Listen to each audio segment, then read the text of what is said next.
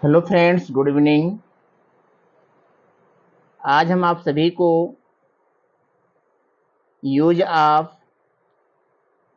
Hash to, have to, had to, will have to और shall have to के बारे में बताएंगे कि इसका यूज हम कब करते हैं। आज का जो हमारा विषय है वो है हैश टू,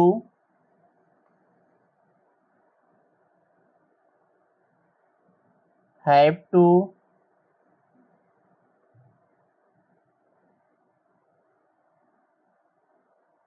हैड टू,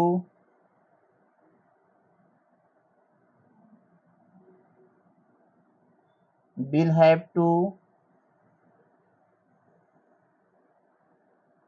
तथा शैल हैव टू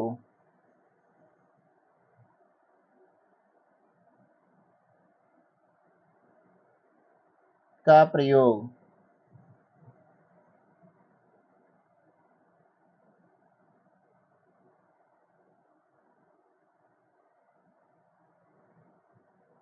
कब होता है।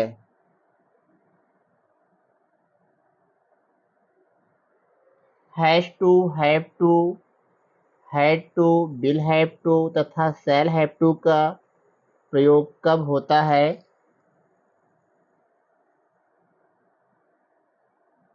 जब वाक्य में जब वाक्य में बाध्यता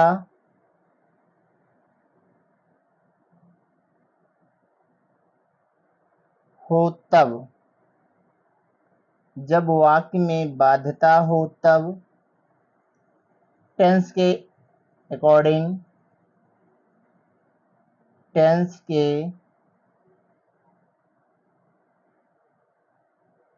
अनुसार उपरोक्त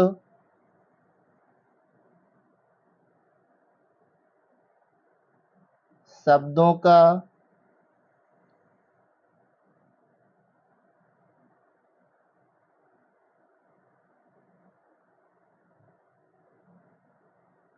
प्रयोग करते हैं।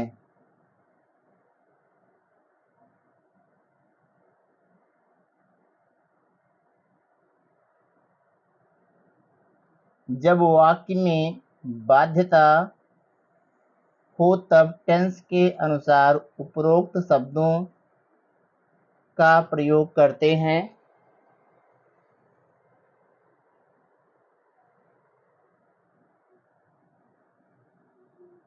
जैसे मुझे उसे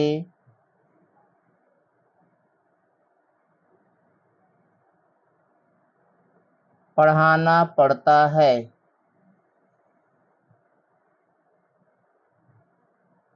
पहला सेंटेंस है मुझे उसे पढ़ाना पड़ता है।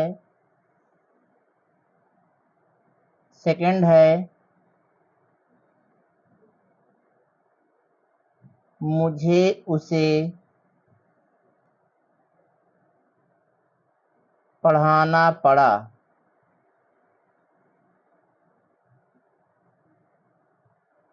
मुझे उसे पढ़ाना पड़ा। और तीसरा सेंटेंस है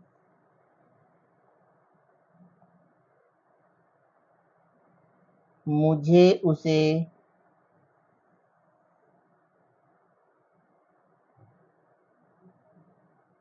पढ़ाना पड़ेगा।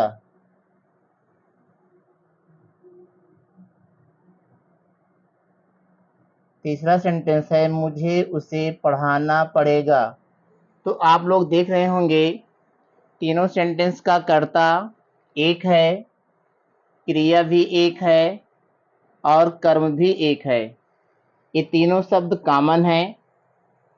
सब्जेक्ट, वर्ब और ऑब्जेक्ट इन तीनों सेंटेंस में कॉमन है।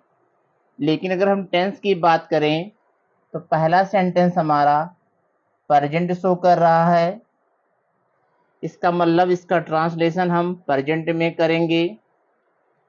दूसरा सेंटेंस हमारा पास्ट शो कर रहा है, भूतकाल, इसका ट्रांसलेशन हम लोग पास्ट में करेंगे। और तीसरा सेंटेंस हमारा फ्यूचर शो कर रहा है, इसलिए इसका ट्रांसलेशन हम लोग फ्यूचर टेंस में करेंगे। तीनों सेंटेंस का सब्जेक्ट, वर्ब और ऑब्जेक्ट सेम है। टेंस के अनुसार सभी सेंटेंस अलग अलग हैं। पहला प्रेजेंट है, दूसरा पास्ट और तीसरा फ्यूचर है। तो चलिए इसका हम लोग ट्रांसलेशन करते हैं और देखते हैं कि किस तरीके से has to, have to, had to, will have to तथा शैल हैव टू का यूज किया जाता है। तो पहली बात तो हम लोग सेंटेंस को पढ़ेंगे और सेंटेंस को पढ़ने पर ऐसा लग रहा है कि काम करने का मन नहीं है, फिर भी उस काम को हमें करना पड़ रहा है। इच्छा ना होते हुए भी काम को हमें करना पड़ रहा है। जैसा कि पहला सेंटेंस है, मुझे उसे पढ़ाना पड़ता है। इच्छा तो नहीं है पढ़ाने की, लेकिन पढ़ाना पड़ता है, इसलिए इसको देखने से ऐसा लगता है कि सेंटेंस में बाध्यता है कि काम को हमें करना है। ठीक है, इसी तरीके से पास्ट में भी कह रहा है कि मुझे उसे पढ़ाना पड़ा, और तीसरा सेंटेंस भी है, मुझे उसे पढ़ाना पड़ेगा। तो चलिए इसका ट्रांसलेशन करते हैं।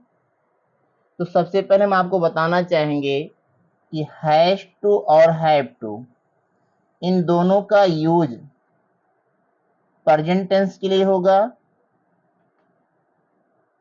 हैश टू और हैव टू, इन दोनों का यूज प्रेजेंट टेंस के लिए करेंगे। उसके बाद हैड टू का यूज पास्ट टेंस में करते हैं, और विल हैव टू तथा शैल हैव टू का यूज हम लोग फ्यूचर टेंस के लिए करते हैं। तो पास्ट टेंस की केवल एक ही सहायक क्रिया यहाँ पे हैड टू, सभी कर्ताओं के साथ हमें करना है, चाहे सब्जेक्ट हमारा एक वचन हो या बहुवचन। हैड टू का यूज सभी कर्ताओं के साथ किया जाएगा। लेकिन अगर हम प्रेजेंट की बात करें तो सिंगुलर सब्जेक्ट के साथ हैज टू का यूज करेंगे और प्लूरल सब्जेक्ट के साथ हैव टू का यूज करेंगे।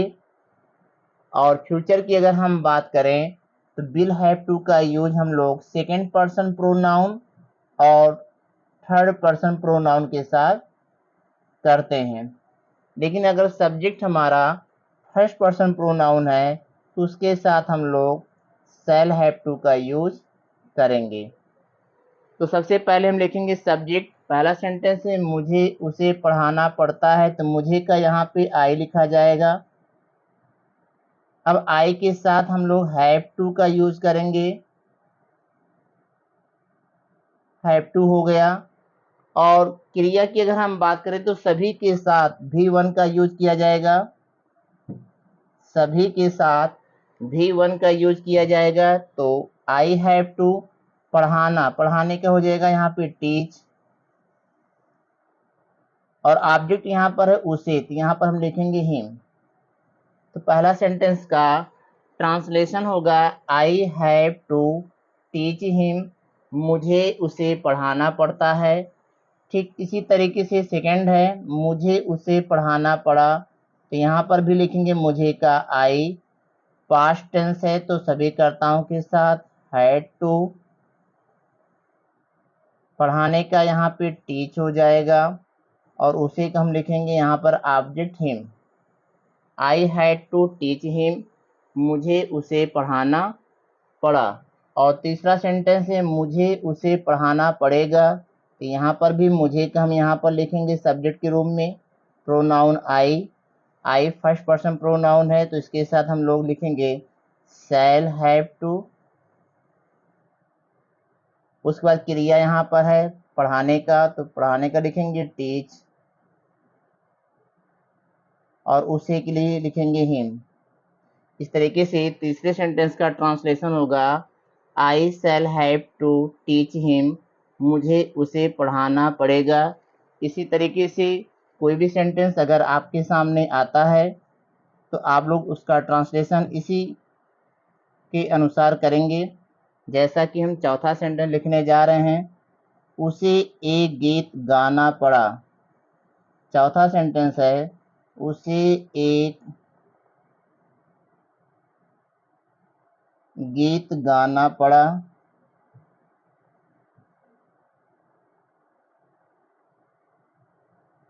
इसका ट्रांसलेशन करेंगे तो यहाँ पर सब्जेक्ट उसे है, उसे के लिए हम यहाँ पर ही या सी का यूज करेंगे, दोनों में से किसी एक का।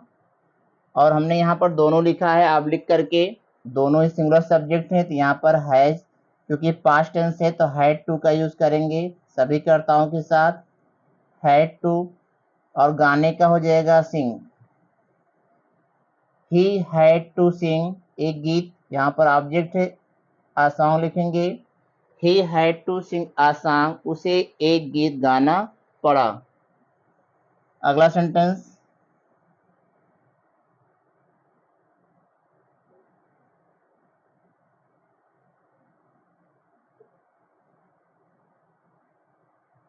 उन्हें वहां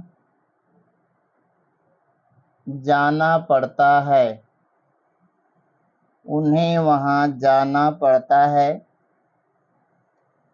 सेंटेंस को पढ़ने पर ही लग रहा है कि सेंटेंस में अनिवार्यता है, बाध्यता है, कि ना चाहते हुए भी हमें वहां जाना पड़ता है। इसी तरीके से यहाँ पर लिखा हुआ है कि उन्हें वहां जाना पड़ता है, तो उन्हीं का प्रोनाउन हम लिखेंगे दे।